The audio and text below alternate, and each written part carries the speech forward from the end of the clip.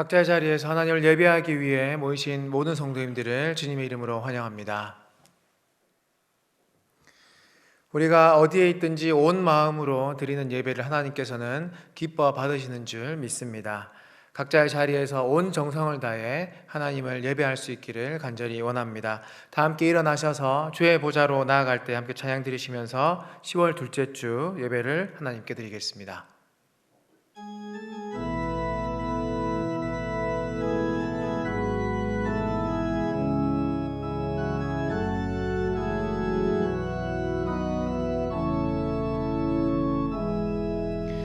주의 보좌로 나아갈 때에 어떻게 나가야 할까?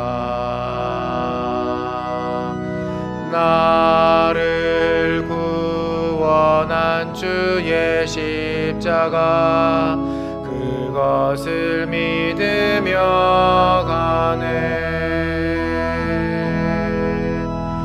자격 없는 내 힘이 아닌 오직 예수님의 보혈로 자격 없는 내 힘이 아닌 오직 예수님의 보혈로 십자가의 보혈 완전하신 사랑 힘입어 나갑니다.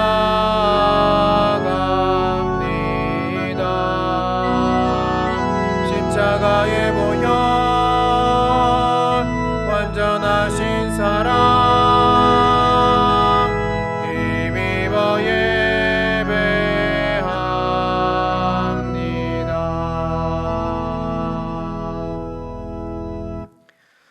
하나님 아버지 감사합니다. 녹록지 않는 삶의 무게 속에서 늘 힘들어하는 삶이지만 하루하루를 하나님이 주신 은혜로 살아갈 수 있도록 인도하심을 감사합니다.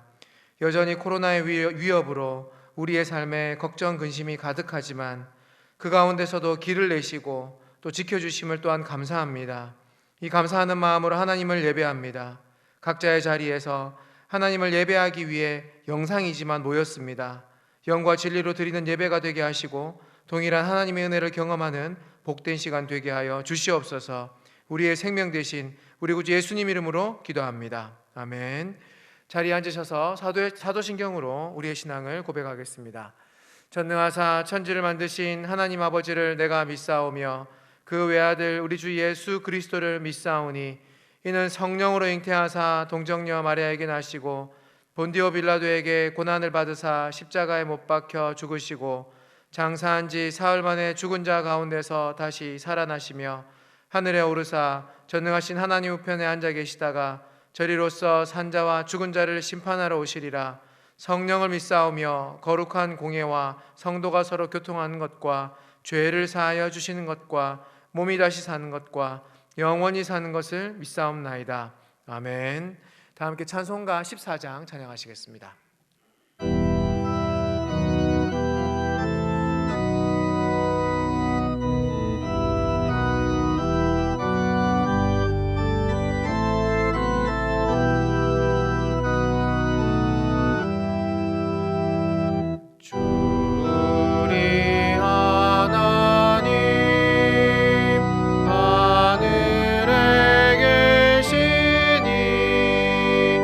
온전한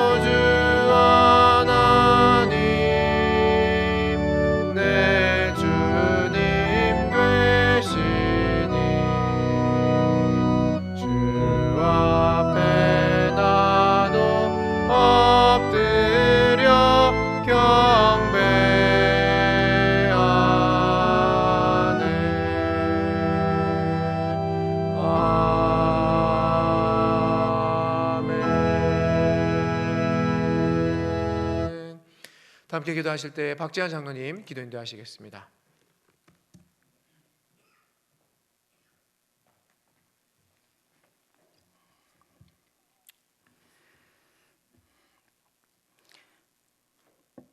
할렐루야. 예수님이 내 안에, 내가 예수님 안에 있음을 감사합니다.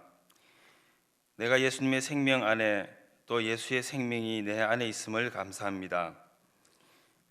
예수님의 영과 생명이 내 안에 들어오신 이후로 이제는 내가 인생의 주인이 되어 내 마음대로 사는 것이 아니라 예수님이 내 인생을 이끌어 가시는 삶에 나를 온전히 맡기고 살아가는 삶인 것이 감사합니다. 내 사랑하는 아들아, 내 사랑하는 딸아, 불러주시고 속삭여 주시는 하나님 아버지, 너는 나로 기쁨을 주체하지 못하게 하는 나의 자녀라고 말씀하여 주시는 아버지, 감사합니다. 그 음성을 꿈속에서라도 듣기 원하며 아버지 품에 안기는 그날까지 듣기 원합니다. 우리가 이 땅에서 육체와 감각과 시간에 제한받으며 살 수밖에 없지만 하나님의 나라 안에서 영으로 살며 하나님의 시간 속에서 행하는 자녀임을 늘 기억하게 하여 주시옵소서.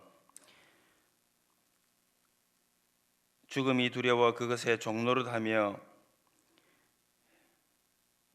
육체로 살지 않게 하시고 죽음을 이기고 부활 소망을 가진 왕이신 하나님의 자녀로서 살아가게 하시옵소서. 그럼에도 불구하고 공중의 권세 잡은 자 마귀가 잠시 다스리는 이 세상을 저희들이 디디며 살아가고 있기에 우리가 겪는 시련과 고난과 고통이 있습니다. 우는 사자와 같이 우리를 삼키려는 이러한 상황들에 저희들이 흔들리지 않고 결코 좌절하거나 포기하지 않게 하여 주시옵소서. 입으로는 주여 주여 하면서 불법을 행하는 자의 반열에 서는 자 되지 말게 하시고 하나님의 뜻과 마음에 합하게 행하여 마음과 말과 행함에 선한 열매 맺는 자녀의 삶을 살게 하여 주시옵소서. 잠자는 자여 깨어서 죽은 자들 가운데서 일어나라. 그리스도께서 너에게 비추시리라. 그런즉 너희가 어떻게 행할 것을 자세히 주의하여 지혜 없는 자같이 말고 오직 지혜 있는 자같이 하여 세월을 아끼라. 때가 악하니라. 그러므로 어리석은 자가 되지 말고 오직 주의 뜻이 무엇인가 이해하라. 하나님 아버지, 각종 질병과 또 정치 이데올로기적 상황과 또 세상의 문화와 또 종교 지도자의 믿음 없음과 타락이 횡행했던 그 주님의 시대에 묵묵히 기도함으로 자신의 길을 가셨던 예수님처럼 우리도 그 자취를 따라가는 자로 살게 하여 주시옵소서.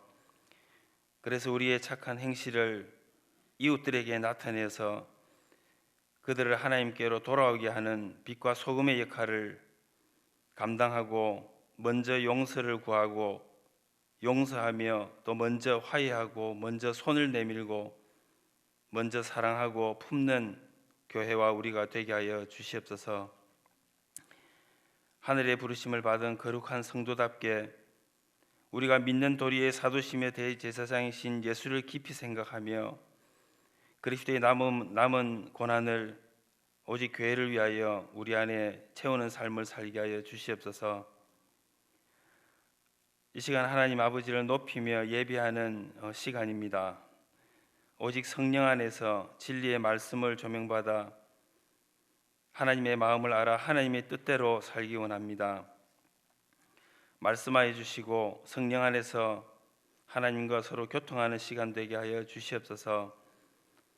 하나님 아버지, 또 내일부터 새벽 예배로 대면 예배가 시작됩니다. 저희들이 얼굴과 얼굴을 대하여 볼 때에 더욱 주의 사랑과 은혜가 넘치는 시간이 될 수 있도록 하나님 도와주시옵소서. 이 시간 온전히 처음 시간부터 마지막까지 하나님께서 다스려 주시는 시간 되기를 원합니다. 모든 것 우리 주 예수 그리스도의 이름으로 기도합니다. 아멘.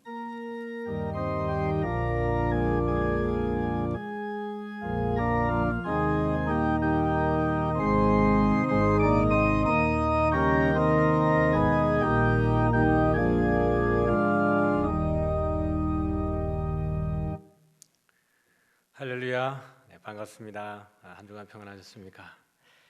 네, 교회 앞에 소식 전하겠습니다. 10월 12일입니다. 내일부터 모든 예배를 대면 예배로 전환합니다. 따라서 코로나19 감염 예방을 위해서 또 방역 지침에 따라 예배를 드리니까 우리 성도님들은 잘 협조해 주시기를 바랍니다. 코로나19 감염 위험으로 인해서 교회 내 소그룹은 당분간 하지는 않습니다. 또 식당도 운영하지 않고요. 주일학교는 추후 공지시까지 비대면 예배로 유지합니다. 우리 주일 예배와 또 수요 기도회, 또 새벽 기도회는 다 대면으로 전환을 하지만 교회 학교는 또 상황을 좀 더 지켜보고 교회 학교에서 판단해서 대면 예배로 전환하겠습니다. 오후 청년 예배도 다음 주부터 대면 예배로 전환을 합니다. 정부 방역 지침에 따라서 예배 참석 규모 및 인원이 조정이 있을 수 있습니다. 오늘 부산시에서 이 단계 조정에 대한 발표가 있을 것 같습니다. 이에 따라서 1단계로 내려가게 되면 지난번처럼 방역 기준에 따라서 예배를 드리게 되지만 1.5라든지 2단계가 유지될 때에는 우리 교육자들 또 안에서 대면 예배 방식에 대해서 고민하고 있습니다. 그러나 대면 예배로 진행한다라는 점은 또 이해하고 계시고 또 교육자들의 공지를 기다려 주시면 되겠습니다. 새벽 기도회와 수요 기도회는 대면 및 실시간 동시 진행을 합니다. 새벽 기도회도 대면 예배를 드리지만 실시간으로 같이 드리니까 가정에 계신 분들도 또는 출근하시는 분들도 새벽 기도회 온라인으로 참석하실 수 있습니다. 10월 13일 화요일부터 이번 주부터입니다. 평신도 아카데미 비대면 강의가 시작되어집니다. 지금 또 이제 정부의 낙태죄 관련 법안이 예고되어져 있습니다. 형법 개정안과 또 모자보건법 개정안이 예고되어 있는데 거기 보면 국민참여입법센터에 들어가시면 온라인으로 의견들을 제출할 수 있습니다. 지금 우리 정부에서 법안이 지금 이제 채택되어지는 것들이 비성경적이고 또 반기독교적인 그런 내용들이 많이 있습니다. 그래도 성도님들 가운데에서도 이와 관련해서 여러 가지 또 활동하고 계시고 기도하고 계신 분들이 많이 계신데 여러분들이 또 교회 홈페이지에 관련되어서 게재해 두었으니까 들어가시면 내용을 자세하게 여러분들이 안내 받으실 수 있습니다. 그래서 이렇게 한번 읽어보시고 의견들을 올려주시면 또 이것이 법안 관련하는 데에 많이 참고가 되어지니까 우리 성도님들의 기도와 또 참여를 많이 부탁을 드리겠습니다. 제 191회 동부산노회 정기노회가 10월 12일부터 14일까지인데 아마 12일 월요일 오후 2시부터 6시까지 진행될 예정입니다. 우리 장로님들은 이동호 장로님과 손명호 장로님, 박상규 장로님, 또 김경대 장로님께서 총대로 참석을 하십니다. 노회를 위해서 기도 많이 해주시기 바랍니다. 시니어와 함께하는 예배에 참여할 가정을 모집하고 있습니다. 지금 신청해 주신 우리 성도님들께 감사드리고요. 여전히 많이 부족한 상황입니다. 우리 교구 사역자들이 좀 이렇게 협조를 구할 때에 여러분 기도하셨다가 또 마음에 감동이 되시는 분들은 우리 시니어 어르신들을 위해서 함께 예배 참석하시면 되는데 주일이 아니어도 됩니다. 주일이 아니고 주중에라도 우리 온라인으로 우리 유튜브로 올라가 있기 때문에 방문하셔서 함께 예배 드리시면 되니까 우리 지원하시는 분들이 가장 편한 시간대에 그렇게 지원해 주시면 우리 교구 사역자들이 잘 매칭을 해서 예배를 드릴 수 있도록 하겠습니다. 그래서 우리 시니어 어르신들을 위해서 여러분들이 많이 헌신해 주시면 감사하겠습니다. 학습 세례식입니다. 우리 11월 1일 주일로 예정을 하고 있습니다. 별 다른 상황이 없으면 그렇게 진행을 할 텐데요. 학습 세리교 대상자는 우리 사랑방 가장, 또 교구장, 또 교육자들을 통해서 신청해 주시고요. 이후 일정이 변경되면 또 추후 공지하도록 하겠습니다. 네, 교우동정입니다. 우리 김성주 집사님의 모친께서 또 주님의 부르심을 받으셨고요. 또 입원한 성도님들 계십니다. 한필현 성도님, 전덕광 집사님, 김종순 B 성도님께서 각각 병원에 입원해 계시는데 우리 성도님들의 위로와 또 교제 있으시기를 바랍니다. 예, 제가 기도하겠습니다. 참 좋으신 하나님 아버지, 오랜 비대면 예배가 이제 또 종결되어지기를 원하고 우리 함께 얼굴을 대하고 하나님 앞에 함께 모여서 찬송하고 기도하고 또 말씀을 통해서 영광 돌리기를 원합니다. 오래 기다린 시간입니다. 주님, 내일 새벽부터 우리가 만나게 될 터인데 우리 모든 성도님들의 영적 건강과 또 경건의 능력을 주님께서 붙들어 주셔서 새벽 기도뿐만 아니라 수요 기도회와 또 다음 주 처음으로 온 성도들이 또 함께 모이는 대면 예배 가운데에도 은혜 위에 은혜를 다하시기를 소원합니다.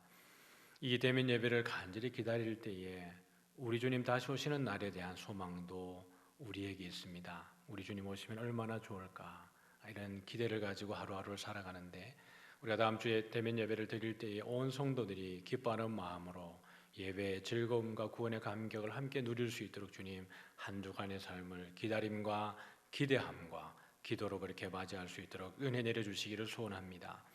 오늘도 하나님 주님께 나올 때에 또 빈손으로 나오지 않고 11조와 감사와 선교와 건축과 또 여러 가지 목적 헌금으로 또 주일 헌금으로 주님께 올려드리는 귀한 손길들마다 주님께서 복에 복을 더하시고 하늘의 신령한 복과 땅의 기름진 복으로 채워주시기를 원하옵나이다. 드리는 손길들마다 평생에 먹고 마시고 입고 누리는 것에 부족함이 없도록 도와주시고 우리의 인생의 주인이 주님인 줄 알고 주를 위해 헌신하고 충성하게 하여 주옵소서. 손이 비어드리지 못하는 손길들도 주님께서 위로하시고 우리의 삶을 통한 예배가 되게 하시고 우리의 삶이 주님께 예물이 되어지는 인생이 되어질 수 있도록 주님 은혜 내려주시기를 원합니다. 오늘 함께 말씀을 들을 때에 주님 말씀을 전가하는 종을 붙들어 주시고 함께 이 말씀을 받는 모든 성도들 가운데에도 주께 주시는 말씀 안에 순종할 부분들에 대한 아멘하게 하시고 또 일상의 삶 가운데에 들은 말씀들을 살아드리는 은혜도 우리 모두에게 내려주옵소서. 예수님 이름으로 기도드리옵나이다. 아멘. 우리 하나님 말씀은 우리 요한복음 11장 1절부터 4절까지 말씀입니다. 요한복음 11장 1절부터 4절까지 말씀을 우리 한 목소리로 읽으시죠. 제가 읽을 때에 또 화면 앞에서 같이 읽으시면 좋겠습니다. 어떤 병자가 있으니 이는 마리아와 그 자매 마르다의 마을 베다니에 사는 나사로라. 이 마리아는 향유를 주께 붓고 머리털로 주의 발을 닦던 자요 병든 나사로는 그의 오라버니더라. 이에 그 누이들이 예수께 사람을 보내어 이르되 주여 보시옵소서 사랑하시는 자가 병들었나이다 하니 예수께서 들으시고 이르시되 이 병은 죽을 병이 아니라 하나님의 영광을 위함이요 하나님의 아들이 이로 말미암아 영광을 받게 하려 함이라 하시더라. 아멘. 오늘 말씀의 제목은 죽을 병이 아니라더니 라고 말씀을 제목을 한번 정해봤습니다. 여러분이 배경이 어딘지 아십니까? 우리 교회 뒤에 골프장이죠. 5층 식당에 가서 찍었습니다. 주중에 5층 올라갔다가 우리 성도님들께 좋은 경치 한번 보여드리겠다고 제가 찾아간 건 아니고 5층 식당에서 찍었습니다. 빨리 교회 오셔서 우리 5층에도 올라갔으면 좋겠고 또 함께 모여서 예배했으면 좋겠습니다. 부제목으로 죽음에서 부활로라고 부제를 한번 달아봤습니다. 설교를 미리 좀 보면요, 오늘 다룰 내용은 베다니와 나사로의 가족에 대해서 한번 보기를 원하고, 그 다음에는 나사로의 죽음과 관련한 궁금증들, 그냥 나사로가 죽었다가 예수님이 살려주신 그 이외에도 우리가 좀 유심히 보면 참 이해되지 않는 이 상황 전개들이 좀 있죠. 이 부분에 대한 내용들을 좀 함께 보기를 원하고, 주 안에서 잔다는 것이 어떤 의미를 가지고 있는지, 오늘 나사로의 죽음이 우리에게 어떤 또 다른 의미를 주고 있는지 보기를 원하고요. 또 나사로가 주는 부활 소망에 대해서 함께 다뤄보기를 원합니다. 베다니는 예루살렘에서부터 한 5리 정도라고 성경은 이야기를 하고 있습니다. 5리 정도 되면 우리말로 하면 한 2km 정도, 가까운 거리입니다. 멀지 않고, 제가 이제 온천천을 걸어보면, 뛰어보면 2km는 뭐 금방 뛰어갈 수 있고, 걸어가도 뭐 1시간 안에는 충분히 걸어갈 수 있는 거리죠. 그리고 감람산에 위치를 하고 있고요. 기드론 시내가를 건너서 예루살렘의 반대편 비탈에 있죠. 능선에 위치를 하고 있습니다. 그리고 베다니라고 하는 말 자체가 가난한 자의 마을이라는 뜻을 가지고 있습니다. 그래서 여기에는 누가 살고 있냐 그러면 나사렛 가족들이 살고 있죠. 마르다와 마리아가 살고 있습니다. 예수님이 길을 가실 때에 이 마르다와 마리아가 예수님을 집으로 초청을 해서 이렇게 대접을 합니다. 그럴 때에 마르다는 어떻게 하고 있죠? 예수님 대접하느라고 분주하게 일을 하고 있고, 마리아는 예수님의 발 아래 앉아서 말씀을 듣고 있습니다. 그때 마르다가 예수님에게 내 동생이 지금 일을 안 돕고 있고 좀 그게 말씀만 듣고 있는데 좀 일하라고 해주십시오라고 얘기를 하죠. 예수님께서 네가 많은 일로 지금 많이 분주하고 있다. 그러나 마리아는 이 좋은 편을 선택을 했다. 이렇게 얘기를 합니다. 그래서 우리는 늘 보면 이제 마르다보다는 마리아를 칭찬을 하기를 원하는데 뭐 그런 건 아닙니다. 나중에 그 부분을 더 다룰 수 있으면 다루겠지만 그런 부분은 아니고, 오늘 마르다의 입에서 아주 중요한 고백이 고백되어지는 것을 볼 수 있습니다. 이 나사로가 살던 그 동네가 바로 베다니였고, 오늘 이 나사로를 소개할 때 어떤 병자가 있다 이렇게 나사로를 소개를 하고 있습니다. 그리고 예수님의 승천하신 곳도 사실은 이 베다니 지역입니다. 사도행전 누가복음 24장 50절에 가보면 예수님께서 베다니 앞까지 가셔서 제자들을 데려가셔서 거기에서 그들을 축복하시고 그들이 보는 가운데에 올려 가십니다. 그래서 이 감람산은 이들이 안식일에 가기에 가까운 거리였다 이렇게 이야기를 하고 있습니다. 그래서 감람산에서 성천을 하셨고 그들이 보는 가운데 올리심을 당했고 또 오신다고 약속을 하셨지만 그 감람산의 위치가 베다니 앞이라는 것을 누가복음과 사도행전에서 우리에게 이야기를 해주고 있는 거죠. 그러면 오늘 이 스토리는 아주 의미가 있습니다. 왜냐하면 나사로의 죽음과 부활을 이야기하고 있고, 또 예수님이 부활하셔서 승천하시는 곳이 베다니이기 때문에 그래요. 그래서 오늘 이 본문을 같이 한번 나눠보면서 우리가 지금까지 조금 생각했던 분들도 있지만 생각하지 못했던 부분들도 함께 또 다루었으면 좋겠습니다. 예수님은 왜 이틀을 더 머무르셨는가? 분명히 사랑하시는 자가 죽었다 이렇게 얘기합니다.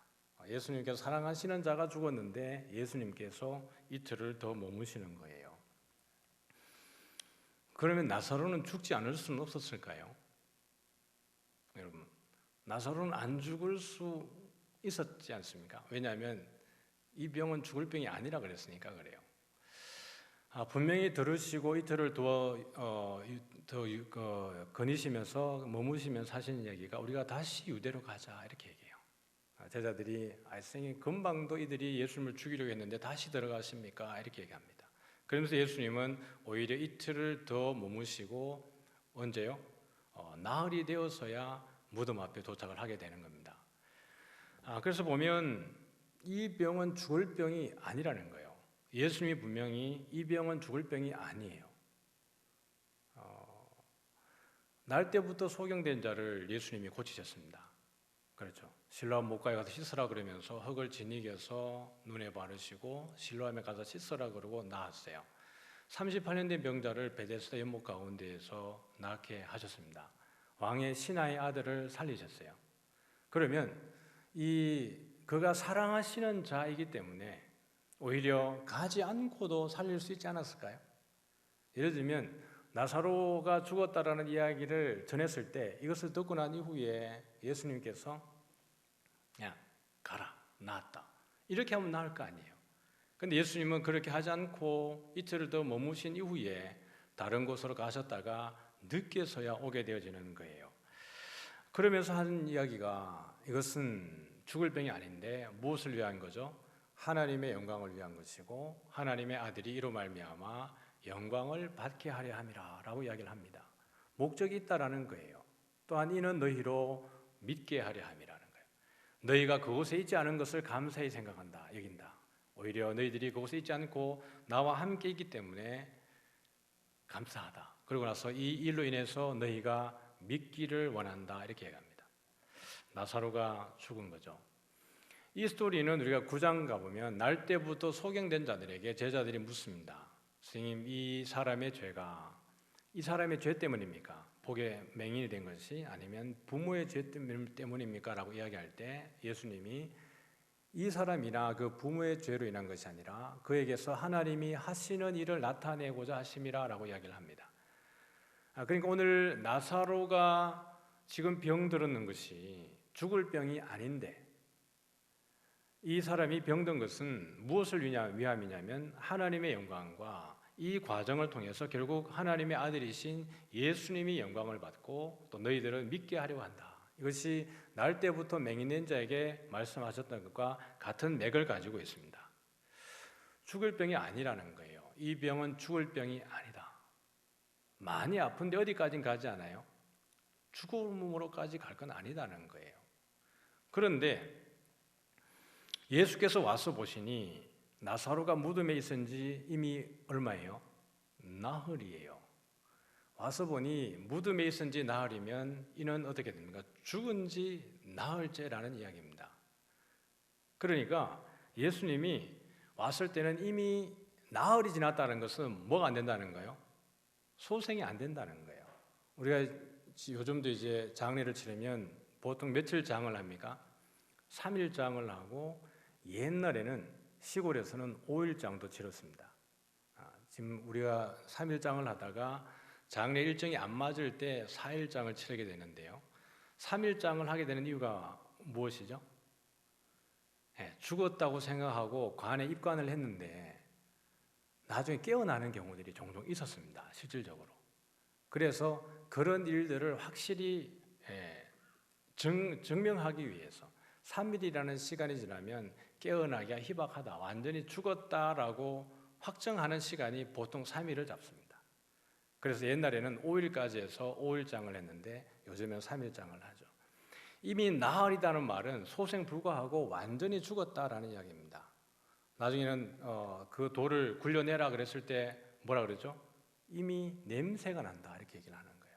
나사로는 완전히 죽은 거예요. 살아날 수 없다는 이야기를 하고 있습니다. 베다니는 예루살렘에서 가깝기가 몇 일이 됐다고요? 한 5리쯤 되었다. 그러면 예수님께서 사랑하시는 자가 죽었다라는 이야기를 들었을 때에 굳이 말씀으로 나사로가 나았다라고 말씀하지 않으셔도 제자들과 함께 걸어가셔도 얼마 되는 거리예요? 1시간 아니면 충분히 도착할 수 있는 거리입니다. 그럼에도 불구하고 예수님이 가지 않으신 거예요. 죽을 병이 아닌데 예수님이 도착했을 때는 이미 죽었습니다. 그러면 우리는 여기에서 이 사건이 주는 의미와 예수님이 하시는 이 행위 가운데에 무언가 의미가 있다라는 거예요. 그러면 예수님은 고의적으로 나사로를 죽인 겁니까? 나사로를 죽인 것은 예수님이었을까요? 아닌 거예요. 우리가 예수님 믿고 어려움을 당했을 때 간절히 기도하면 하나님이 들어주시면 좋은데 안 들어주시는 것 같은 경우들이 많죠. 그래서 하나님이 계신가? 하나님 내 기도 들으시는가? 하나님 나를 사랑하시는가? 라고 의문을 제기할 때가 있습니다. 분명히 우리가 기도할 때 하나님이 그런 감동도 주셨고 또 응답도 주셔서 이것이 속히 해결될 것 같았는데 해결되지 않고 더 일이 꼬여버리게 되었을 때 혼란스럽죠. 분명히 우리가 새벽마다 나와서 부르짖었고 또 특별히 작정을 해서 기도하고 금식하고 그렇게 했을 때 너무나 선명하게 많은 기도하는 사람들의 입을 통해서 하나님이 그렇게 하실 거야 라고 했는데 일이 그렇게 진척되지 않았을 때, 진행되지 않았을 때 우리의 마음은 답답한 거예요. 가족을 잃어보셨습니까? 가족을 잃어보면 우리가 수명이 다해서 아주 장수하시다가 평안하게 돌아가시는 경우에는 가족들의 상처가 그렇게 크지 않습니다. 왜냐하면 그 과정 속에 가족들이 마음으로 다 이미 준비하고 있기 때문에 그래요. 가실 날이 멀지 않았구나. 그리고 평안하게 또 장수하시다가 주님 품에 안기는구나. 이렇게 될 때에는 그렇게 큰 충격보다는 오히려 위로와 감사가 있죠. 저도 저희 선친께서 오랜 그 병상 중에 계시다가 간암 말기로 이렇게 돌아가셨는데요. 또 알코올 중독으로 오래 그렇게 힘들어하셨습니다.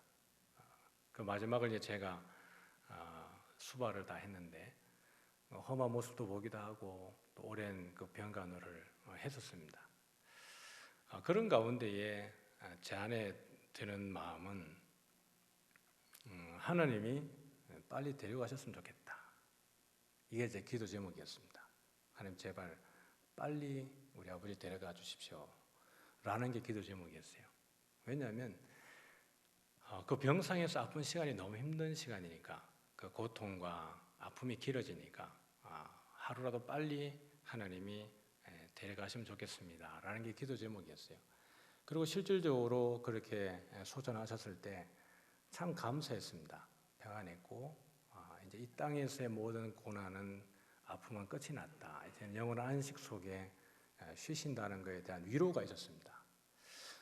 그런데 그렇지 않고 저희 둘째 형님이 소전하셨을 때는, 물론 둘째 형님이 먼저 저희 아버님보다 먼저 소전했습니다. 그런데 그때에는 이 감당할 수 없는 분노와 하나님에 대한, 예수 믿지 않을 때였는데 하나님에 대한 분노와 이해할 수 없는 상황에 대한 그 충격들이 되게 컸습니다. 지금 여기 마르다와 마리아가 그 오빠 나사로가 죽었을 때 분명히 예수님이 사랑하시는 자인 걸 알고 있었고 예수님이 너무나 아끼는 가족이었습니다. 그런데 예수님께 분명히 이야기했음에도 불구하고 오리밖에 되지 않는데 예수님이 오지 않는 거예요. 이 마르다와 마리아의 마음이 예수님에게 대해서 어떠했을 것 같습니까? 왔을 때 주께서 여기 계셨더라면 우리 오라버니가 죽지 아니했을 것입니다라는 것이 그냥 이렇게 편지, 그냥 글을 읽듯이 읽는 내용이 아니라 이 감정을 이해해 보면 얼마나 원망이 컸을까, 이렇게 이해할 수 있습니다. 예수님은 그러한 걸 모르고 전혀 모르는 상황 속에서 이틀을 더 요하시고 나사로를 죽게 방치하셨을까? 그렇지 않다라는 거예요. 이 병은 죽을 병이 아니라 하나님의 영광과 이로 말미암아 하나님의 아들이 영광 받는 것과 너희로 믿게 하게 하겠다라고 하셨을 때에는 하나님의 놀라운 경륜과 예수님이 주시고자 하는 메시지가 이 나사로의 죽음 가운데에 숨겨져 있다는 것을 알 수 있습니다. 그래서 보면 마르다와 마리아가 이렇게 하는 거예요. 주께서 여기 계셨더라면 내 오라버니가 죽지 아니하였겠나이다, 이렇게 합니다. 예수께서 그가 우는 것과 또 함께 온 유대인들이 우는 것을 보시고 어떻게 해요?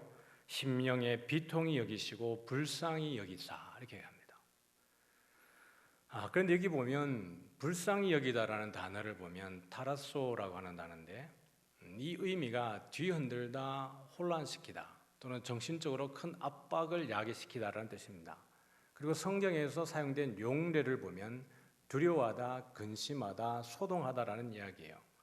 불쌍히 여기다는 개념을 우리가 볼 때 지금 예수님이 이 마르다와 마리아를 불쌍히 여긴다라고 생각할 수 있는데 그걸 이야기하는 게 아닙니다. 누구의 마음속에 지금 근심이 생겨지는 거예요? 스트레스를 받고 있는 거예요? 예수님의 마음속에 근심이 있는 것입니다. 그러면 나사로의 죽음이 무언가 예수님이 하고자 하는 것에 대한 메시지와 이게 매칭이 되어진다는 얘기입니다. 그래서 3차를 보면 이르시되 그를 어디 두었느냐 이르되 주여 와서 보시옵소서 하니 예수께서 눈물을 흘리시더라. 그래서 우리는 예수님의 인성에 대해서 얘기할 때 요한복음에 보면 4장에 목말라도 하시고 또 눈물도 흘리시고, 그래서 예수님은 완전한 사람이었다 이렇게 얘기할 때 이런 본문들을 많이 사용을 합니다. 그러면 예수님이 눈물 흘린 것이 마르다와 마리아에게 민망해서 눈물 흘린 거였을까요? 야, 내가 약속을 어겨버렸어. 내가 네 이야기를 듣고 너희들의 이야기를 듣고 왔으면 나사로가 죽지 않았을 텐데 내가 지체하는 바람에 나사로가 죽었어. 내가 너무 미안해. 너희들에게 큰 고통과 아픔을 주어서 내가 너무 미안해라고 하는 마르다와 마리아에게서 느끼는 순전한 그런 인간적인 감정, 미안함 때문에 울었을까요? 예수님은 이것을 미안함을 유발하기 위해서 의도적으로 이후에, 그가 죽은 이후에 나흘 만에 무덤 앞에 등장하신 걸까요? 그렇지 않다라는 거예요. 나사로의 죽음은 지금 누구의 죽음을 예고하고 있는 걸까요? 예수님의 죽음을 예고하고 있는 겁니다. 나사로는 예수님의 말씀이라 그러면 죽지 않아도 되는 상황이에요. 예수님이 딱 도착하면 바로 살릴 수 있는 병이었습니다. 그게 무슨 병이었든지 간에. 예수님은 죽지 않아도 되는 분이에요. 그럼에도 예수님은 십자가에 달려야 되는 겁니다. 감람산에서 예수님이 기도하실 때에 아버지, 할 수만 있거든 이 잔을 내게서 옮겨달라는 거예요. 할 수만 있거든 이 잔을 옮겨달라는 겁니다. 예수님은 십자가에 달려서 돌아가시는 것이 아파서, 그 고통이 두려워서 그 잔을 옮겨달라고 한 걸까요? 아니에요. 예수님이 그것 때문에 아파하고 힘들어한다 그러면 정말 우리 독립투사보다 못한 거예요. 예수님을 죽이기 위해서 혈안이 되어 있는 게 누구예요? 유대인들입니다. 사단이에요. 마귀들입니다. 마귀들은 하나님의 모든 경륜을 다 이해할까요? 모를까요? 몰라요. 그래서 마귀는 끝까지 예수님을 어디 달고 싶어 합니까? 십자가에 달고 싶어 합니다. 그리고 마귀의 계략대로 예수님의 십자가에 달립니까? 안 달립니까? 달리는 거예요. 그러면 예수님이 그것을 죽었을 때에 이것은 적어도 누구의 승리로 보여져요? 마귀의 승리로 보여집니다. 마귀들은 이겼다라고 생각을 했을 겁니다. 그러나 하나님의 경륜은 그 죽음의 터널을 지나가서 죽음을 뒤엎어버리고 생명으로서 죽음을 정복하는 것이 하나님의 경륜이에요. 그러나 인류를 구원하시기 위해서 그 십자가에 매달리는 상황 자체가 이미 누구의 승리처럼 보여지는 거예요? 마귀의 승리처럼 보여지는 겁니다. 아들로서 예수님은 이것이 단순히 아들의 죽음에 머무는 것입니까? 그렇지 않는 거예요. 아버지의 십자가에 매달림과 같은 겁니다. 나사렛 죽음 앞에서는 예수님은 누구의 죽음을 보고 있는 거예요? 당신의 죽음을 보고 있는 것이고, 이것은 결국 누구와 함께 죽는 거예요? 아버지와 함께 죽는 것과 같은 고통인 겁니다. 이 눈물은 단순히 나사로가 죽은 것에 대한 미안함과 나사로를 사랑했는데 죽었기 때문에 우는 그런 눈물 정도가 아니라 당신의 죽음과 당신의 십자가를 미리 내다보는 눈물입니다. 그래서 예수님께서는 여기에 눈물을 흘리시는 거예요. 우리 친구 나사로가 잠들었도다. 그러나 내가 깨우러 가노라라고 이야기합니다. 동사직설법 완료수동태 3인칭 단수예요. 완료수동태입니다. 이미 죽어 있은 지가 되는 거예요. 예수님의 말과 다르지 않습니까? 이 병은 죽을 병이 아니라. 근데 이미 죽었어요. 잠들었어요. 깨우러 간다는 거예요. 잠들었다는 말의 의미는 죽었다는 이야기고 주님과 함께 안식한다는 이야기입니다. 주 안에서 죽은 자들은. 그래서 오늘 본문을 조금 더 확장해 보면 데살로니가전서 4장으로 한번 가보도록 하죠. 형제들아, 자는 자들에 관하여서는 너희가 알지 못함을 우리가 원하지 아니한다. 그러니까 자는 자들에 대한 이야기를 하고 있는 거예요. 현재 분사 수동태, 남성 복수 속격, 소유격입니다. 현재 분사예요. 이미 자는 자들, 죽어 있는 자들에 관해서 너희들이 알기를 원한다. 이렇게 이야기를 하고 있습니다. 예수께서 죽으셨다가 다시 살아나심을 믿을진데 믿습니까? 아멘. 그러니까 나사로의 죽음과 부활은 누구의 죽음을 예고하는 거예요? 예수님의 죽음과 예수님의 부활을 예고하고 있는 겁니다. 이 부분을 지금 함께 저와 풀어가는 거예요. 예수께서 죽으셨다가 다시 살아나심을 믿을진데 이와 같이 예수 안에서 자는 자들도 죽음을 지금 자는 것으로 표현을 했습니다. 하나님이 그와 함께 데리고 오시리라. 우리가 주의 말씀으로 너희에게 이것을 말하노니 주께서 강림하실 때까지, 주님이 오실 때까지 우리 살아남아 있는 자도 자는 자보다 결코 앞서지 못하리라. 주께서 호령과 천사장의 소리와 하나님의 나팔 소리로 친히 하늘로부터 강림하시리니. 지난번에도 우리 이 부분을 잠시 다루면서 휴거에 대해서 오해하고 있는 분들에 대해서 설명할 때 이 본문을 설명을 드린 적이 있습니다. 여기 보면 우리 살아남아 있는 자도 자는 자보다 결코 앞서지 못한다라고 이야기하는 것은 이 당시에 이제 파루시아 왕의 강림, 왕이 그 어떤 지역으로 들어가실 때 왕의 오시는 그 방문, 그걸 이제 파루시아라고 이야기를 합니다. 그 당시에 문화에 대한 이해가 있어야 돼요. 그래서 왕이 어떤 지역으로 가게 되면 그 지역에 가게 될 때 누가 먼저 맞이하게 되냐, 먼저 보게 되냐 그러면 성 밖에 있는 자들이 먼저 그 왕을 보게 되겠죠. 그리고 성 안에 있는 자가 먼저 나와서 왕을 아련하고 다시 왕이 들어가게 되면 그 뒤를 따라서 그 도시 성읍으로 들어가게 되어지는 겁니다. 바울은 지금 그 왕의 행차에 대한 이야기를 예수님의 오심으로 이야기를 하고 있는 거예요. 예수님께서 위로부터 오실 때에 이것을 수직적인 관계가 아니라 수평적 관계로 하늘에서 오는 것을 땅에서 오시는 것으로 말을 했을 때, 예수님이 만약에 땅에서 어떤 성으로 들어오신다고 생각을 하면, 예루살렘으로 오신다고 생각을 하면 예수님을 가장 먼저 맞이하는 것들이 누구겠어요? 죽은 자들입니다. 감람산에 보면 그 많은 유대인들의 무덤이 있죠.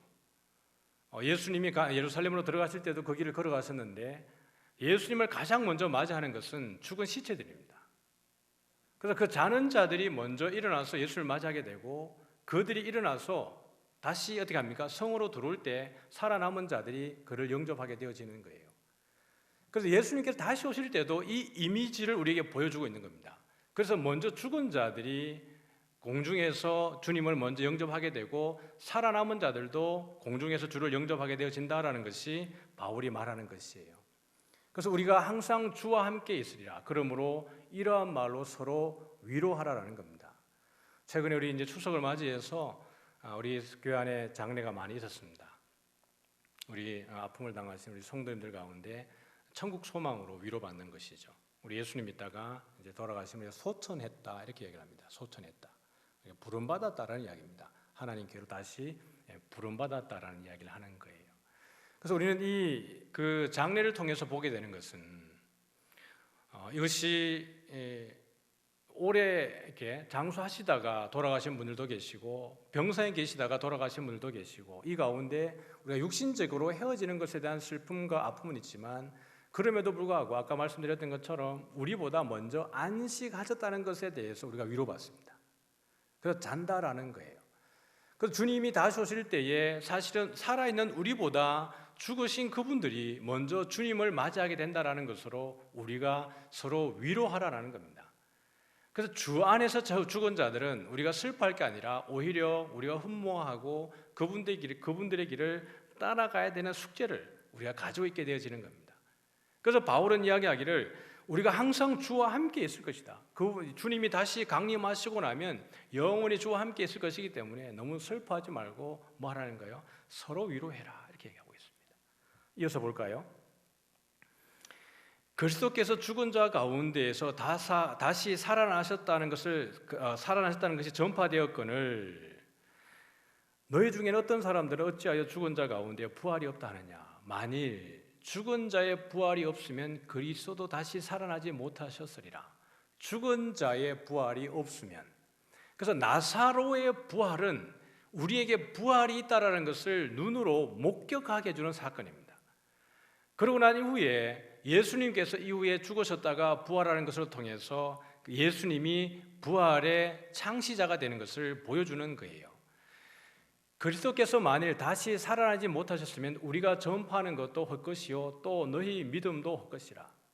부활에 대한 소망이 없으면 우리의 믿음은 헛것이라는 거예요.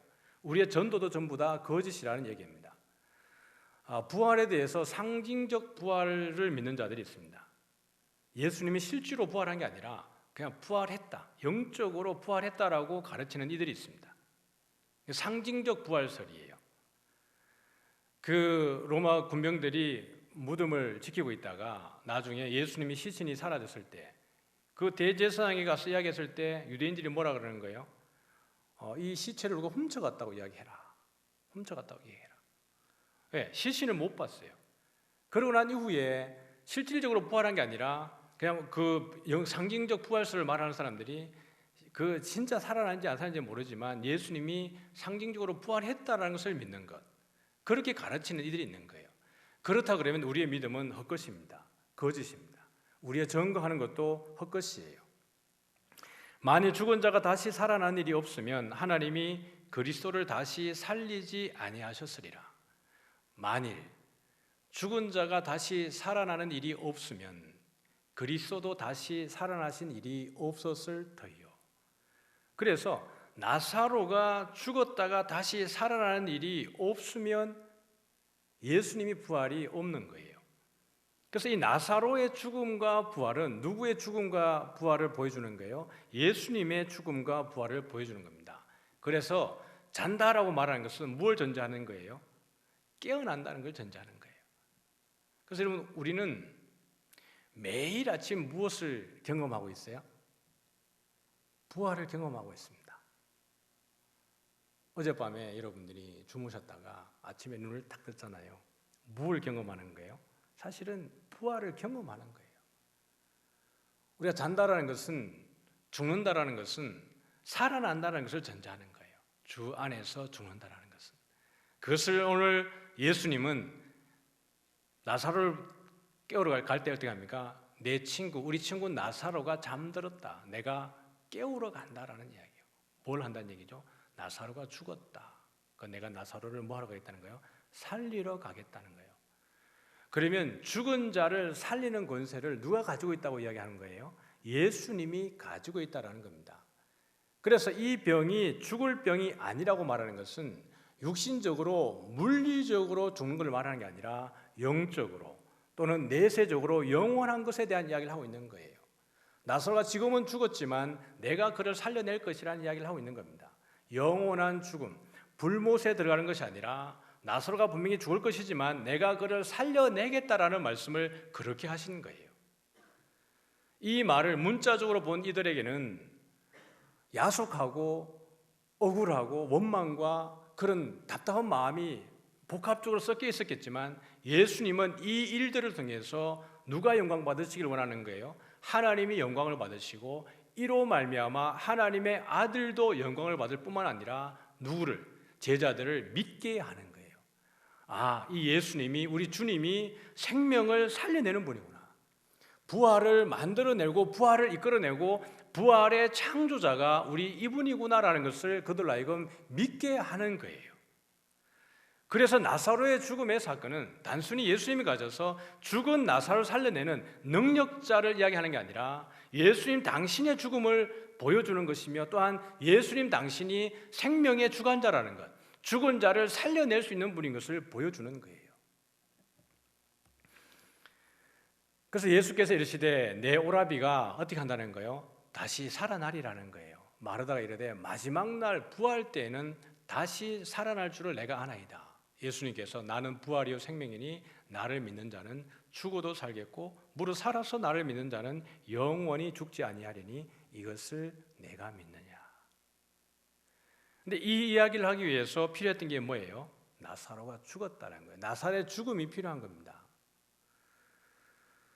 마르다와 마리아는 선생님, 주님, 당신이 여기 있었으면 내 오라비가 안 죽었을 것입니다 라고 이야기하는 거예요. 그러나 그 오라비가 죽음으로 인해서 예수님이 나흘이 지나서 무덤 앞에 딱 등장을 했을 때에 이 사건을 통해서 마르다가 뭐라고 고백하게 돼요? 이르되 주여 그러하니이다. 주는 그리스도시요 세상에 오시는 하나님의 아들이신 줄 내가 믿나이다. 자기 오라버니의 죽음을 통해서 예수님께서 그렇게 말씀하심을 통해서 이 마르다의 고백이 뭐예요? 주는 그리스도시요 세상에 오시는 하나님의 아들입니다. 누구의 고백입니까? 베드로의 고백이에요. 주는 그리스도시요 살아계신 하나님의 아들이니이다. 이것은 요한복음 처음에 시작할 때 누구의 고백과 같아요? 나다나엘의 고백과 같습니다. 당신은 하나님의 아들이요 이스라엘의 임금이로소이다. 이 고백을 요한복음은 인클루지오의 형태로 앞에 나오는 이야기, 수미상관의 형태로 앞에 나온 것들을 뒤에 다시 등장시켜서 이것을 강조하고 있고 재증명해주고 있는 그 방식을 요한은 사용을 하고 있습니다. 그래서 보면 나사로의 죽음과 부활은 예수 그리스도의 선제된 죽음과 부활을 예고합니다. 나사로의 부활이 먼저고 예수님의 부활이 뒤에가 아니고 나사로의 죽음과 부활을 통해서 이미 선제되어져 있는 하나님의 경륜 속에 포함되어져 있는 예수님의 죽음과 부활을 이미 예고하고 있는 겁니다. 예수님이 이 나사로를 죽음 가운데에서 그냥 허용하시고 이를 그 가운데서 부활케 하심으로 인해서 예수님이 생명의 주관자고 부활의 창시자라는 걸 보여줄 뿐만 아니라 당신이 십자가에 달리셨다가 다시 부활하심을 통해서 참된 하나님의 아들이라는 것을 드러내시는 사건이에요. 우리가 2장에 가보면 예수님이 성전 청결 사건을 행하셨을 때에 예수님이 내가 성전이라고 말했던 것들을 제자들이 이해를 했어요? 못했어요? 전혀 못했습니다. 제자들이 언제에 그것을 이해했다 그랬죠? 예수님이 부활하신 이후에야 그 말이 어떤 의미인지 깨달았다라는 거예요. 요한복음의 수신자들은 나사로의 이야기를 보면서 요한복음의 전체적인 그림 속에서 이 예수님이 나사로를 통해서 행하시는 그 메시지가 뭔지를 보게 되어지는 거예요. 현장에 있었던 사람들은 무슨 내용인지 모를 수 있습니다. 지금 이 일이 벌어지는 것이 예수님이 나사로를 죽게 했다. 그래서 많은 사람들이 울고 비통해할 때 예수님 왜 일찍 안 왔을까라고 생각할지 모르겠지만 이 글의 독자의 입장에서 봤을 때는 요한이 이 글을 기록할 때 독자 입장에서 봤을 때는 예수님이 이 모든 것들을 의도적으로 이렇게 하시는구나. 예수님 몰라서 그런 게 아니에요. 이틀을 더 있다가 가면 나사로가 죽겠구나. 이걸 몰라서 그렇게 하신 게 아니란 이야기예요. 오히려 이 과정을 통해서 하나님의 그 하나님 되심을 드러내기 위한 목적으로 이렇게 진행을 하고 있는 겁니다. 고린도전 15장 가보면 형제들아 내가 이것을 말하노니 혈과 육은 하나님의 나라를 이어받을 수 없고 또한 썩는 것은 썩지 아니하는 것을 유업으로 받지 못하느니라. 그러니까 우리의 죽음이 여러분 우리에게는 복이에요. 주 안에서 죽는 자, 주 안에서 자는 자들은 복입니다. 왜냐하면 혈과 육은 하나님의 나라를 이어받을 수 없기 때문에 그래요. 썩는 것은 썩지 아니하는 것을 유업으로 받지 못합니다. 보라, 내가 너희에게 비밀을 말하노니 우리가 다 잠잘 것이 아니요 마지막 나팔에 순식간에 호련히 변화되리니. 성경에서 나팔 소리는 이제 우리 출애굽기 보고 있지만 출애굽기부터 이제 신의 산에서 하나님이 임재하시고 큰 우레와 음성과 나팔 소리 같은 것이 들리는 거죠. 성막을 짓고 나면 또 그들이 행진할 때, 그다음에 선지서들을 보면 하나님의 임재, 계시록에 보면 하나님의 심판 이렇게 등장할 때 지속적으로 나오는 것이 뭐예요? 하나님의 나팔 소리입니다. 이것은 믿는 자들에게는 주 안에 있는 자들에게는 주님이 오신다는 하나님의 임재, 하나님의 재림, 하나님의 도래에 대한 메시지지만 주 안에 있지 않는 자들, 주 밖에 있는 자들에게는 뭐죠? 심판의 메시지입니다. 그러므로 주 안에서 자는 자들이 복이 있는 거예요. 나팔 소리가 나매 죽은 자들이 썩지 아니할 것으로 다시 살아나고 우리도 변화되리니 신령한 몸으로 변화되어지는 겁니다. 우리의 낮은 몸이 하나님의 영광의 몸의 형체와 같이 변화되리라고 바울은 빌립보서 3장 21절에 이야기를 하고 있습니다. 이 썩을 것이 반드시 썩지 아니할 것을 입겠고 이 죽을 것이 죽지 아니함을 입으리로다. 이 썩을 것이 썩지 아니함을 입고 이 죽을 것이 죽지 아니함을 입을 때에는 사망을 삼키고 이기리라고 기록된 말씀이 이루어지리라. 이 썩을 것이, 우리의 썩는 이 육체가 반드시 썩지 아니할 것을 입고 죽을 것이 죽지 아니함을 입습니다. 그래서 결국은 예수님의 부활을 통해서 예수님이 나사로를 다시 살려줌으로 인해서 뭘 보여주신 거예요? 생명이 사망을 삼키고 이기는 거예요. 생명은 누구에게 있습니까? 우리 주님에게 있습니다. 사단의 권세가 예수님을 십자가에서 못 박았을 때 예수님이 죽었다라고 생각하고 그들은 기뻐했을 수 있습니다. 왜요? 사단은, 천사는 절대로 하나님의 경륜을 다 이해하지 못합니다. 그래서 예수님의 십자가의 죽음은 사탄에게는 승리였어요, 순간적으로. 그러나 생명 되신 예수님이 그 죽음을 뒤엎고 정복하고 일어서시는 거예요. 그래서 주 안에서 죽는 자들은, 자는 자들은 소망이 있고 주 안에서 죽는 자들은 복이 있는 겁니다. 그래서 이미 우리보다 먼저 주 안에서 자는 자들, 주 안에서 돌아가신 분들, 소천하신 분들은 뭐예요? 복받은 자들입니다. 그러므로 크게 위로받으시기를 소원합니다. 그리고 우리도 주 안에서 죽을 수 있도록 믿음의 경주를 끝까지 달려가야 되는 것이 우리의 소망이기도 합니다. 사망아, 너의 승리가 어디 있느냐? 사망아, 내가 쏘는 것이 어디 있느냐라는 거예요. 우리 주 예수 그리스도로 말미암아 우리에게 승리를 주시는 하나님께 감사하노니, 우리에게 승리를 주시는 하나님께 감사한다는 거예요. 내 사랑하는 형제들아, 견실하며 흔들리지 말고 항상 주의 일에 더욱 힘쓰는 자들이 되라. 그러니까 흔들리지 말라는 얘기예요. 주 예수 그리스도를 믿는 것이 미련한 일이라고 생각하고 전도가 미련한 것이고 쓸데없는 것이라고 말하는 이 고린도 지역에 있는 사람들, 헬라 문화의 그 본거지에 살아가면서 여러 다신을 믿고 있는 자들이 예수 믿는 자들을 조롱할 때 흔들리지 말라는 이야기예요.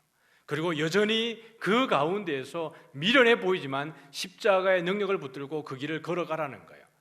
왜냐하면 주 안에서 우리의 수고가 어떻게 해요? 헛되지 않기 때문입니다.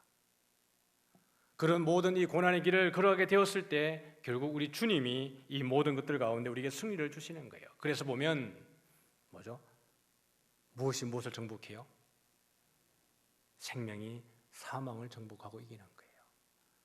그래서 예수님이 십자가에 기꺼이 달리시는 겁니다. 예수님이 그 부활을 할 수 없다면, 부활의 능력을 예수님이 가지고 있지 않다면 십자가에 달릴 수 있어요, 없어요? 없어요. 하나님이 예수님을 살릴 수 없다면 그 아들을 십자가에 달았겠어요, 안 달았겠어요? 안 달아요.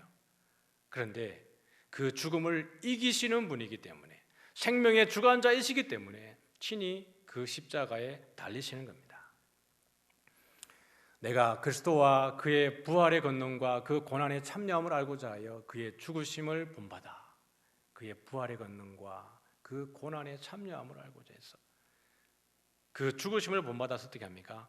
어떻게 해서든지 죽은 자 가운데에서 부활에 이르려 하노니, 내가 이미 얻었다 함도 아니요 온전히 이뤘다 함도 아니라 오직 내가 그리스도 예수께 잡힌 바 된 그것을 잡으려고 달려가노라. 믿음의 경주를 달려가는 거예요. 바울은 이 믿음의 경주를 끝까지 달려가는 거예요. 내가 선한 싸움을 싸우고 달려갈 길을 마치고 믿음을 지켰으니 이제 후로는 나를 위해서 의의 면류관이 예비되었으므로 주 곧 의로우신 재판장이 나뿐만 아니라 나와 같이 주의 나타나심을 사모하는 모든 자에게 도니라 라고 이야기하고 있습니다. 내가 선한 싸움을 싸우고 나의 달려가기를 마치고 믿음을 지키는 것, 그것은 여러분, 내가 그렇게 열심히 살았으니까 하나님 나에게 이제 면류관을 주십시오라고 말하는 게 아닙니다. 내가 선한 싸움을 싸웠다라는 것, 달려가기를 달려 마쳤다는 것, 믿음을 지켰다라는 것, 그 모든 세 가지 동사가 다 완료형이에요. 그 말은 지금 바울이 어디 있는지에 대한 메시지를 주는 겁니다.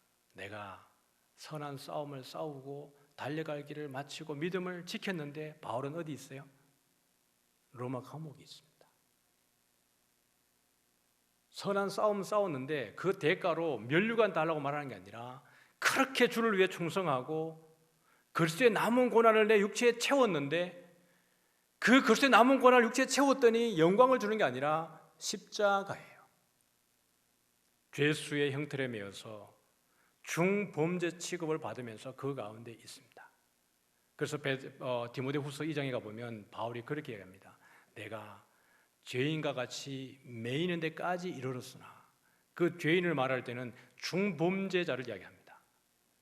그렇게 매이는 데까지 이르렀으나 주의 말씀은 매이지 아니하느니라. 나는 그렇게 매였지만 하나님의 말씀은 매이지 않았다. 그래서 내가 하나님의 말씀을 증거한다라는 이야기예요. 그러므로 바울은 부활의 권세를 알고 있는 겁니다.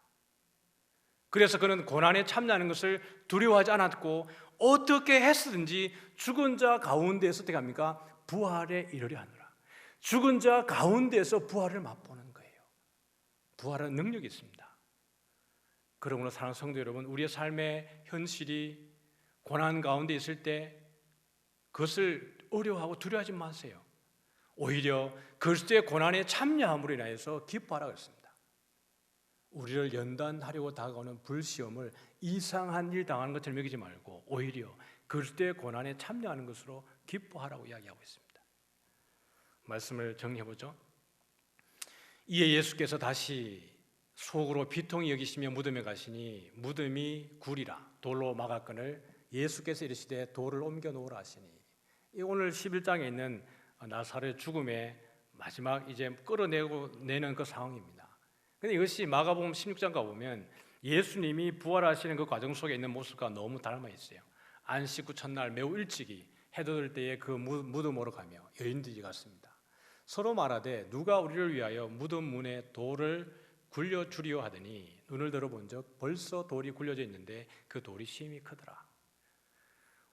예수님께서 무덤이 굴이라 돌로 막았는데 이렇게 되어 있는데, 여기 보면 이 여인들이 누가 우리를 위해서 무덤 문에서 돌을 굴려주리요.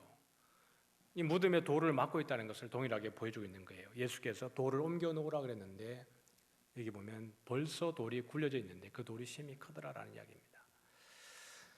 그래서 나사로의 장례는 예수님의 장례를 예고하고 있는 거예요. 말씀을 정리합니다.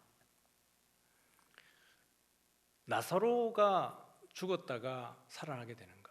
예수님이 죽을 병이 아니라고 말했는데 죽었어요.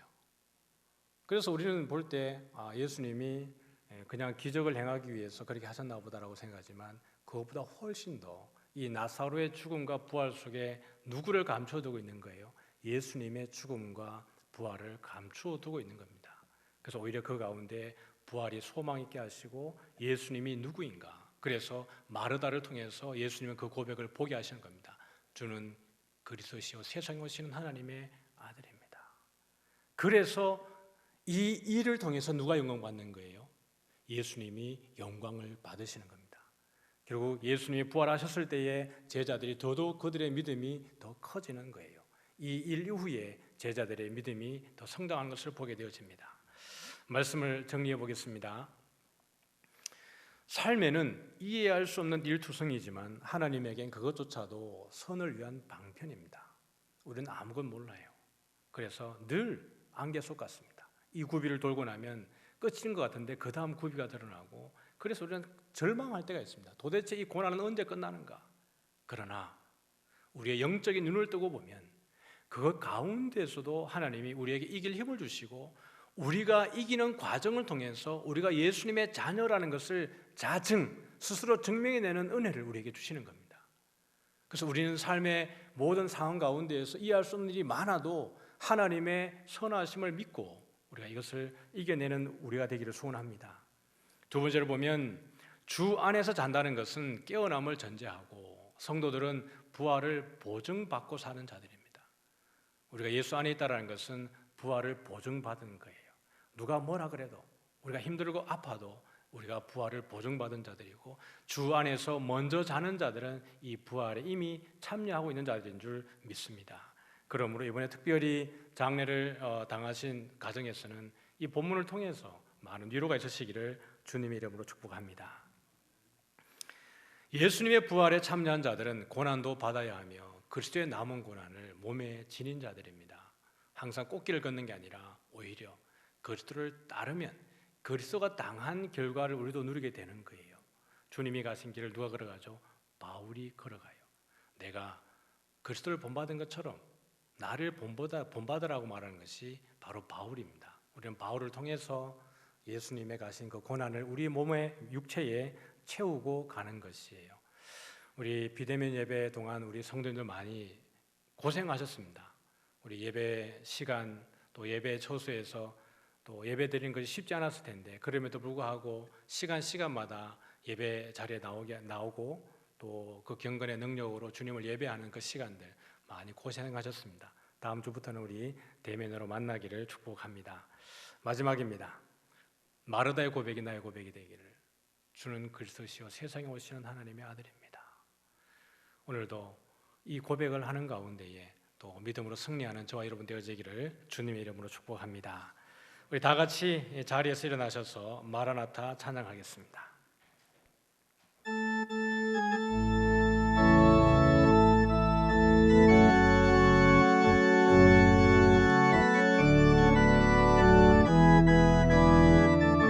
마라나타 주 예수여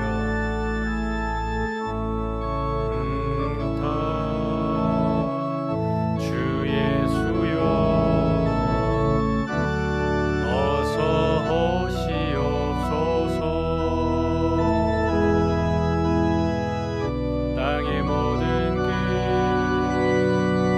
모든 족속 주를 찬송하게 하소서. 주를 찬송하게 하소서. 마라나타 주 예수여 마라나타 주 예수여 어서 오시옵소서. 모든 열방이 주께 돌아와 모든 열방이 주께 돌아와 춤추며 경배하게 하소서. 우리 주님 다시 오실 길을 만들자. 우리 주님 다시 오실 길을 만들자. 십자가를 들고 땅 끝까지 우린 가리라. 우리 주님 하늘 영광 온 땅 덮을 때 우린 땅 끝에서 주를 맞으리. 마라나타 마라나타 마라나타 아멘. 주 예수여 오시옵소서. 마라나타 마라나타 아멘. 주 예수여 오시옵소서. 이 시간 같이 한번 기도합시다. 우리 계신 자리에서 조용히 묵상하면서 오늘 말씀을 생각하면서 한번 기도하겠습니다. 나사로의 가족의 입장에서 보면 참 이해할 수 없는 주님입니다. 분명히 사랑하신다라고 이야기했고 주변에 있는 사람들도 다 그렇게 알고 있는데 그 오라버니의 죽음을 이야기했을 때 예수님이 즉시로 오지 않고 죽기 전에 회복해 하지 않고 죽음의 그 긴 시간을 목도하게 하게 하고 아픔 속에 그들을 몰아가는 상황을 보았을 때 마르다와 마리아는 얼마나 마음이 힘들었겠습니까? 그러나 하나님의 경륜에서 보면 오히려 그 나사로의 죽음을 통해서 예수님의 죽음과 부활을 미리 보여줄 뿐만 아니라 예수님의 능력을 그들에게 보여준 사건이었습니다. 나는 부활이요 생명이니 나를 믿는 자는 죽어도 살겠고 무릇 살아서 나를 믿는 자는 영원히 죽음을 보지 않게 하겠다라고 하는, 그래서 마르다로 하여금 주는 그리스도시요 세상에 오시는 하나님의 아들이라는 고백을 하게 하는 놀라운 하나님의 계획이 있었음을 보게 됩니다. 사랑하는 성도 여러분, 여러분의 일상 가운데에 이해할 수 없는 고난과 아픔이 여러분을 휘몰아치고 있습니까? 그래서 혹시 믿음이 연약해지고 또 하나님에 대한 원망함으로 시간을 보내고 있지는 않습니까? 우리 하나님은 실수가 없으시고 우리보다 먼저 앞서가셔서 우리의 갈 길을 인도하시는 분이 주님이십니다. 그러므로 고난과 아픔과 어려움 가운데 있을 때라도 하나님의 신실함을 붙들고 우리에게 부활을 주시는 부활의 창조자이신 그 예수님 안에서 승리케 하옵소서. 주님, 우리의 믿음이 연약해지지 않도록 도와주시고 그리스도의 부활을 담보하는 자들로서 그리스도의 고난마저도 우리가 감사함으로 그렇게 이겨낼 수 있도록 우리에게 간근한 믿음을 주옵소서. 우리 같이 한번 묵상하며 그렇게 기도하고 나가겠습니다. 좋으신 하나님 아버지,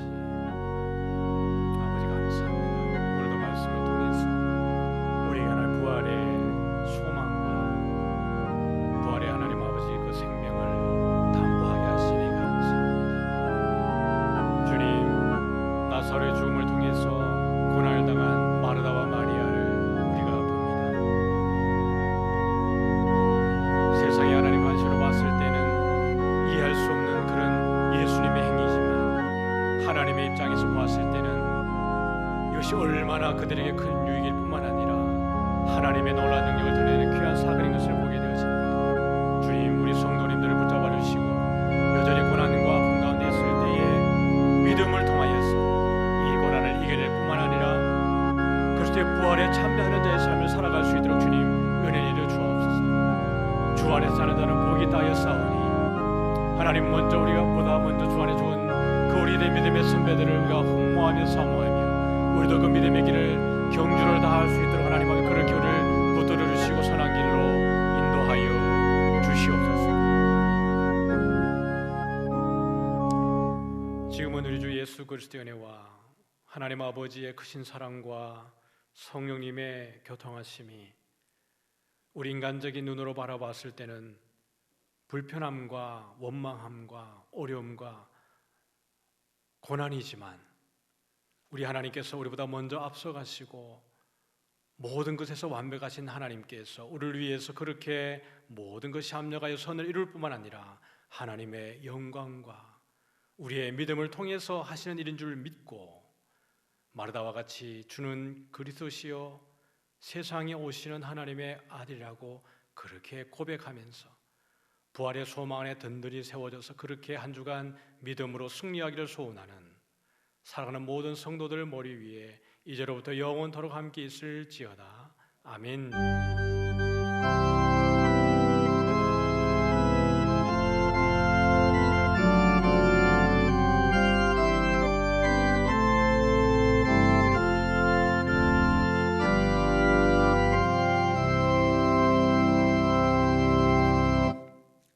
예배를 마쳤습니다. 또 한 주간 부활의 소망과 예수님께서 이기신 승리를 붙들고 승리하는 모든 성도들 되어지기를 주님의 이름으로 축복합니다.